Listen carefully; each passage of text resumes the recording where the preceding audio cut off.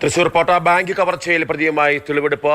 റിജോ ആന്റണിയുടെ വീട്ടിൽ നിന്ന് 12 ലക്ഷം രൂപയും കത്തിയും കണ്ടെത്തി. അല്പസമയത്തിനകം ബാങ്കിലെത്തിച്ച തെളിവെടുക്കും. വിവരങ്ങളുമായി MS ലിഷോയ് ചേരുന്നുണ്ട്. ലിഷോയ്, പ്രതി പൊട്ടിക്കരയുന്നതൊക്കെ നമ്മൾ കണ്ടിരുന്നു. എങ്ങനെയായി തെളിവെടുപ്പ് പുരോഗമിക്കുന്നത്?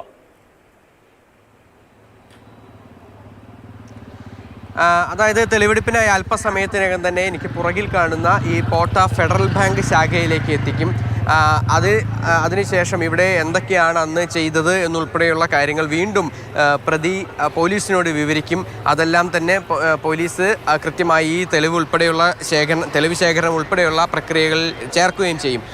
ഈ തൊട്ട് മുൻപിൽ കാണുന്ന ഈ പള്ളി, ഇതാണ് പോട്ട പള്ളി. ഈ പോട്ട പള്ളിയിൽ നിന്നാണ് ഇവിടെയാണ് ഈ റിജോ എല്ലാ ദിവസവും അല്ലെങ്കിൽ എല്ലാ ആഴ്ചയും എത്താറുള്ളത്. ഇത് അയാളുടെ ഇടവക പള്ളിയാണ്. അതിന് നേരെ മുൻപിലുള്ള ഫെഡറൽ ബാങ്കാണ് ഇത്. ഈ ഫെഡറൽ ബാങ്ക് ഈ പള്ളിയിൽ വരുന്ന സമയത്തും അല്ലാത്ത സമയത്തും ഒക്കെ ഇയാൾ നിരീക്ഷിക്കുമായിരുന്നു. അങ്ങനെ നിരീക്ഷിച്ചാണ് ഈ ഒരു പ്ലാൻ ചെയ്തത്, ഈ ഒരു കവർച്ച പ്ലാൻ ചെയ്തതെന്നുള്ളതാണ് പോലീസിനോട് നൽകിയിരിക്കുന്ന മൊഴി. അതിനോടൊപ്പം തന്നെ ഏതെങ്കിലും തരത്തിലുള്ള ഒരു പ്രതികരണം ബാങ്ക് ഉദ്യോഗസ്ഥരുടെ ഭാഗത്തുനിന്നും ഉണ്ടാവുകയായിരുന്നെങ്കിൽ ആ മോഷണ ശ്രമം ഉപേക്ഷിക്കാനായിരുന്നു പദ്ധതി എന്നുള്ള വെളിപ്പെടുത്തലും പ്രതി പോലീസിനോട് നൽകിയിട്ടുണ്ട്. അതിനോടൊപ്പം തന്നെ എടുത്തു പറയേണ്ട പ്രധാനപ്പെട്ട കാര്യമെന്ന് പറയുന്നത്, തനിക്ക് മുഴുവൻ പണവും ആവശ്യമില്ലായിരുന്നു. ആവശ്യമുള്ള പണം എന്നുള്ള രീതിക്കാണ് 3 കെട്ട് പണം എടുത്തത്. അതിൽ തനിക്ക് ആവശ്യത്തിനുള്ള പണം ഉണ്ടാകുമെന്ന് കരുതിയാണ് ഇയാൾ പണമെടുത്തതെന്നാണ് പറയുന്നത്. എന്തായാലും ഒരു തരത്തിലും പോലീസിന് മുഖം കൊടുക്കാതെ തെളിവുകൾ ഇല്ല എന്ന് കരുതിക്കൊണ്ട് നടത്തിയ ഒരു മോഷണം, ആ മോഷണം വളരെ വിദഗ്ധമായാണ് കേരള പോലീസ് തെളിയിച്ചത്. ഒരു ഷൂവിൻ്റെ കളർ വെച്ച് മാത്രം ആദ്യം ഈ റിജോയിലേക്ക് എത്തി. പിന്നീട് ഈ സ്കൂട്ടറിലേക്കും അതുപോലെ തന്നെ മറ്റ് കാര്യങ്ങളിലേക്കുമെല്ലാം, ഈ മൊബൈൽ ഫോൺ ഉൾപ്പെടെയുള്ള കാര്യങ്ങളിലേക്കുമെല്ലാം തന്നെ ഒടുവിലാണ് എത്തിയത്. പക്ഷേ എല്ലായിടത്തും പല വേഷത്തിൽ സ്കൂട്ടറിൻ്റെ രൂപമാറ്റം ഉൾപ്പെടെയുള്ള കാര്യങ്ങളൊക്കെ നടത്തിക്കൊണ്ട് ഇയാൾ മുന്നോട്ട് പോയപ്പോൾ അതിനേക്കാൾ വിദഗ്ധമായി തന്നെ കൃത്യമായ നിരീക്ഷണത്തിലൂടെ 35 പേരടങ്ങുന്ന സംഘത്തിൻ്റെ നിരീക്ഷണത്തിലൂടെയാണ് CCTV ക്യാമറകൾ, ഏകദേശം 500-ലധികം CCTV ക്യാമറകളാണ് വെറും 12 മണിക്കൂർ സമയം കൊണ്ട് ഈ കേരള പോലീസ് പരിശോധിച്ചത്. ഈ CCTV ക്യാമറകൾ പരിശോധിക്കുന്നതിൽ വൈദഗ്ധ്യം നേടിയ ഉദ്യോഗസ്ഥരെ അടക്കം എത്തിച്ച് ഈ ടീമിൽ ഉൾപ്പെടുത്തിക്കൊണ്ടാണ് ഇത്തരത്തിൽ ഒരു പ്രതിയിലേക്ക് പോലീസ് എത്തിയത്. എന്തായാലും അതിൻ്റെ നിർണായകമായ തെളിവെടുപ്പാണ് അല്പസമയത്തിനകം ഇവിടെ നടക്കാൻ പോകുന്നത്. പുലർച്ചെ വീട്ടിലേക്ക് എത്തിച്ചു. ഈ പണം കണ്ടെത്തി. 15 ലക്ഷം രൂപയിൽ 12 ലക്ഷവും വീട്ടിൽ നിന്ന് തന്നെ കണ്ടെത്തി. 2,90,000 രൂപ ഒരു നേരത്തെ വായ്പ വാങ്ങിയിരുന്ന ആളുടെ കയ്യിൽ നിന്ന്, അന്നനാട് സ്വദേശിയിൽ നിന്നാണ് വാങ്ങിയിരുന്നത്.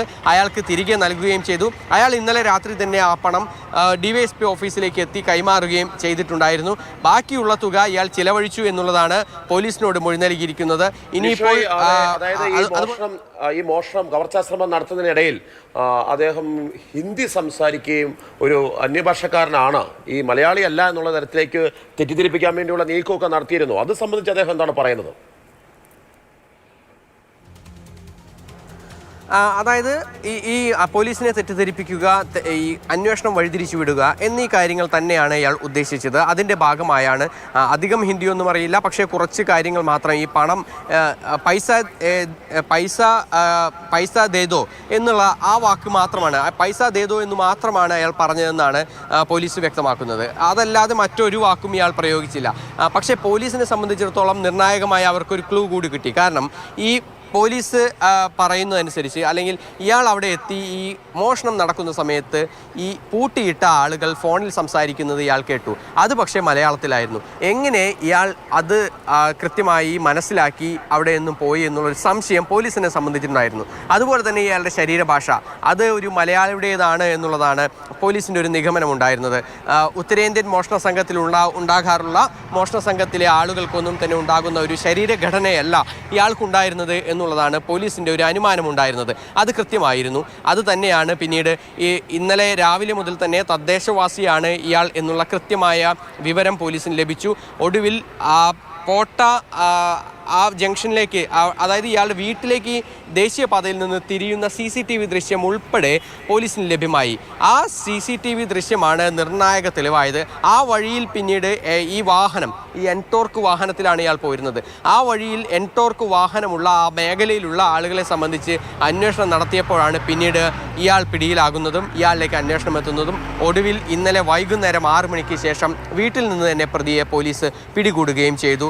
48 മണിക്കൂറിനകം ലിഷോയ് നിൽക്കുന്നതിന് പിന്നിലായി ഫെഡറൽ ബാങ്ക് കാണാം. നേരത്തെ ലിഷോയ് ആ ദൃശ്യങ്ങൾ കാണിച്ചത് മുന്നിലായി പള്ളിയുണ്ട്. സ്ഥിരമായി അവിടെ എത്തുന്ന ആളാണ്. ഈ ബാങ്കിലും ഇയാൾക്ക് ഇടപാടുണ്ടായിരുന്ന ആളാണോ? ഈ ബാങ്കിനെ കുറിച്ചൊക്കെ നല്ല ധാരണ, അവിടുത്തെ ജീവനക്കാരെ കുറിച്ചൊക്കെ നല്ല ധാരണ ഉണ്ടായിരുന്നോ? എത്ര കാലമെടുത്താണ് ഈ പ്ലാനിംഗ് നടത്തിയത് എന്നത് ഇയാൾ പോലീസിനോട് വിശദീകരിച്ചിട്ടുണ്ടോ? 4 ആഴ്ചയെടുത്താണ് ഇയാൾ ഈ പ്ലാനിങ് നടത്തിയത്. ഇയാൾക്ക് ഈ ഫെഡറൽ ബാങ്കിൽ അക്കൗണ്ട് ഇല്ല. ഇയാൾക്ക് ഉള്ളത് ചാലക്കുടിയിലുള്ള ഫെഡറൽ ബാങ്കിലാണ്, ഈ ബസ് സ്റ്റാൻഡിനടുത്തുള്ള ഫെഡറൽ ബാങ്കിലാണ് ഇയാൾക്ക് അക്കൗണ്ട് ഉള്ളത്. പക്ഷേ ഈ മോഷണത്തിന് ഏകദേശം 2 ആഴ്ച മുമ്പ് ഇയാൾ ഈ ബാങ്കിൽ എത്തിയിരുന്നു. ഒരു കാലാവധി കഴിഞ്ഞ ATM കാർഡുമായാണ് വന്നത്. എന്നിട്ട് അത് വർക്ക് ചെയ്യുന്നില്ല എന്നുൾപ്പെടെയുള്ള കാര്യങ്ങളാണ് ഇയാൾ ഇവിടുത്തെ ഉദ്യോഗസ്ഥരോട് പറഞ്ഞത്. അത് തന്നെ പോലീസിന് സംശയമുണ്ടാക്കിയ മറ്റൊരു പ്രധാനപ്പെട്ട കാര്യമായിരുന്നു. കാരണം കഴിഞ്ഞ 15 ദിവസം മുൻപ് ഇതേ സമയത്ത്, ഈ മോഷണം നടന്ന അതേ സമയത്ത് ഈ ബാങ്കിലേക്ക് എത്തിയ ആളുകളെ സംബന്ധിച്ച് കൃത്യമായ വിവരശേഖരണം പോലീസ് നടത്തി. അവരുടെ CCTV ദൃശ്യങ്ങൾ ഉൾപ്പെടെയുള്ളവ പരിശോധിക്കുകയും ചെയ്തു. അന്ന് ഇത്തരത്തിൽ ഒരു പ്രത്യേക കാരണമില്ലാതെ എത്തിയ ആളുകളെക്കുറിച്ചാണ് പോലീസ് ആദ്യം അന്വേഷിച്ചത്. അങ്ങനെ അന്വേഷിച്ച കൂട്ടത്തിലാണ് കാലാവധി കഴിഞ്ഞ ഈ കാർഡുമായി വന്ന ഈ പ്രതിയെക്കുറിച്ചുള്ള വിവരം പോലീസിന് ലഭ്യമാകുന്നത്. അങ്ങനെ ഈ പ്രതിയെക്കുറിച്ച് ഇയാളുടെ മുഖവും മറ്റു കാര്യങ്ങളുമൊക്കെ കൃത്യമായി അതിലൂടെയാണ് പോലീസിന് ലഭ്യമാകുന്നത്. പിന്നീട് ഈ വാഹനവും ഇയാളുടെ ശരീരഘടനയും അതുപോലെ തന്നെ മറ്റു തെളിവുകളും എല്ലാം കൂടി ചേർത്ത് വെച്ചപ്പോഴാണ് ഈ പ്രതിയിലേക്ക് പോലീസ് എത്തുന്നത്. ലിഷോയ്, അതായത് നമ്മൾ ആ ലിഷോയ് നിൽക്കുന്നതിന് ഓപ്പോസിറ്റ് കാണുന്നത് എതിർവശത്ത് പള്ളിയുണ്ട്. പള്ളിയിൽ ആ സമയത്ത് കുർബാനകളോ അല്ലെങ്കിൽ പള്ളിയിൽ ആളുകളോ ഇല്ല എന്ന് ഇദ്ദേഹം മനസ്സിലാക്കി വെക്കുന്നു. എന്ന് മാത്രമല്ല, ഉച്ചയൂണിന് എത്ര പേര് അവിടെ നിന്ന് ഇറങ്ങുന്നു, എത്ര പേര് അവിടെ ഉണ്ടാകും എന്നുള്ള കാര്യങ്ങൾ അറിഞ്ഞു വെക്കുന്നു. അപ്പോൾ ഇതെല്ലാം പ്ലാൻ ചെയ്ത ഒരാൾക്ക് എവിടെയാണ് പിഴച്ചത്? അതായത് ഇത്തരം ഒരു കവർച്ചാശ്രമം ഒറ്റയ്ക്ക് നടത്തുന്നു എന്നാണ് നമ്മൾ മനസ്സിലാക്കുന്നത്. അങ്ങനെ ഒറ്റയ്ക്ക് നടത്തിയ ഒരു കവർച്ചാശ്രമം പരാജയപ്പെടുത്തുന്നത് പോലീസിൻ്റെ ഒരു അന്വേഷണ മികവാണോ, അതോ ഈ പ്രതിക്ക്, ഈ മോഷ്ടാവിന് സംഭവിച്ച വീഴ്ചയായിരുന്നോ?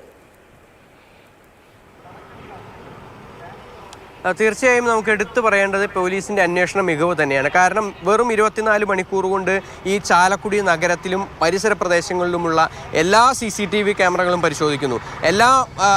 ഈ മേഖലയിൽ ഉണ്ടായിരുന്ന മൊബൈൽ ഫോൺ രേഖകൾ പരിശോധിക്കുന്നു.